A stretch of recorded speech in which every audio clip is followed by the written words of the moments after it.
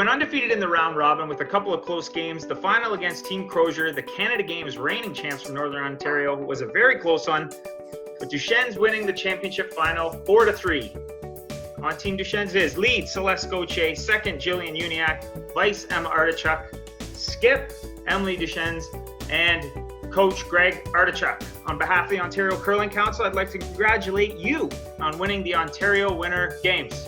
Whoa! So let's start with you, Emily, because you're the skip. I mean, everyone starts with the skip. It's a bias that's in curling. It's awful. It's awful. It's been a few months and you've been able to think back, but how does it feel? I think it feels good to win the Ontario Winter Games, especially since our first time there, we lost the final, but just going off of an amazing season that we had, and very proud of how we played and just overall how Ontario Winter Games was. I was told a long time ago, probably because I had just lost a big game, but my coach said you have to lose a big game before you can win one sometimes, right? So what did that losing give you that helped you win? I think for me, it definitely gave me the motivation to want to get back to Ontario Winter Games and make the final and win and do better than the last time. But it definitely gave lots of motivation to do better. So Emma, I'm going to ask you kind of the same thing. It's been a few months, but you got the win. What is it? Do you still relive any of it? You still, because you can't really get on the ice and play that much right now. Are you still reliving that big win? Yeah, a little bit. It was our second banner we won as a team, which was really awesome. So yeah, it's always really exciting to kind of rewatch the games that you've played and you won those big games and just relive all the awesome moments. Jillian, now I'll ask you one. This is one I always find, I ask everyone, I talk to everyone that I talk to about curling about this, because curlers are weird in that, of course, we want to, we'd love to get paid and be professional, but we play for this tiny little patch and this banner so that every time you go into your curling club, you get to see your name on the wall, right? It doesn't go away. So what does it feel like just to have, you've got that little part of curling history now? Yeah. I don't know. I feel like it's so cool, walk in a club and see your name on a wall. I always looked up to the older curlers, my bantam, the ones above me, and they always had their banners up in the club. So to finally have mine up in the club is pretty cool. Are you gonna just pet it when you walk by, go into the club? Hopefully they have it higher than me, so I can do that. And Celeste, tell me what your thoughts from the week were. What was it like, winning another banner and getting that Ontario Winter Games championship? Yeah, I mean, it was pretty well a dream weekend. I think going into it, we were all really confident. We were playing well as a team and everything just kind of fell right into place. And yeah, like you said, that winning feeling is just really awesome. You kind of feel like you're on top of the world, and it's a really good feeling.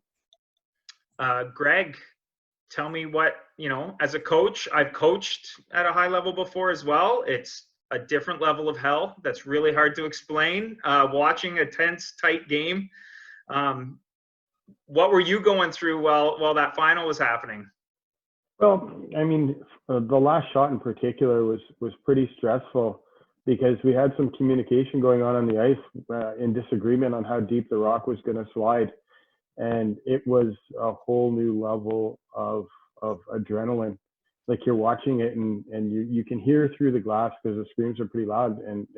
I didn't really know where it was going to slide to. I kind of thought I had an idea, but I'm not out there and I can't do anything about it. So it was a stressful, exciting moment. And when the rock finally came to rest in the position we wanted it to, everything turned out the way we wanted it to. And it was a relief and a great pleasure to actually see the team that worked this hard. I don't think anybody outworked us for the whole year. We practiced more, we practiced harder, we did all of the right things. We enlisted help of professionals like Earl Morris throughout that whole year. And finally it all paid off. And we were away in camps, and we competed a lot, and we practiced a lot, and it took up our whole life. And in the end, when you win something like that, it just becomes all worth it. So tell me about this. You've kind of gone into it a bit there, but hardest working team, is there any other way you would describe this group of ladies, or is that what you would say? They're just the hardest working team? Well, I would also say that they both are, all four of them carry themselves like professionals. We never got dragged down into some of the things, as you know, that go on sort of behind the scenes. And I think we can all be proud of how we conducted ourselves and how we were off the ice and not just on the ice. I think that we did ourselves proud in that way. Ladies, congratulations again. It's super cool. I hope you don't, I say this to everybody, juniors especially, don't forget it. And never apologize for being proud of it. Winning a provincial, an Ontario Winter Games is something to be super, super proud of. Very, very few curlers get to experience it. So I hope you remember, I hope you win plenty more, but remember this, because it's all, every time you win it, it's something that you should remember the rest of your life. So congratulations again. And I'm really happy for you, ladies. Yeah. And especially, it was special because we had just come off a loss in the U21 provincial final about a month before that, or a month and a half before that happened. So, when you lose a big one and then you get a chance to get back on the horse and win a big one, it's all the more impressive and special, and you get to learn sort of the agony of defeat and the thrill of victory. And this one definitely was the thrill of victory for us.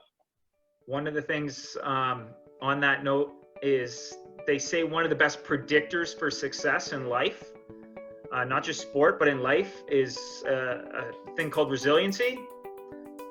Losing a big final and coming back, that's huge, right? And like your coach just said, and it's one of the best predictors they found. Like I'm a professor at a university. It's a predictor they found of success in people academically. So you should be proud of winning, but that resiliency factor, that's awesome. Like that, it almost shows that much more character in you ladies that you're able to do that. So that's awesome.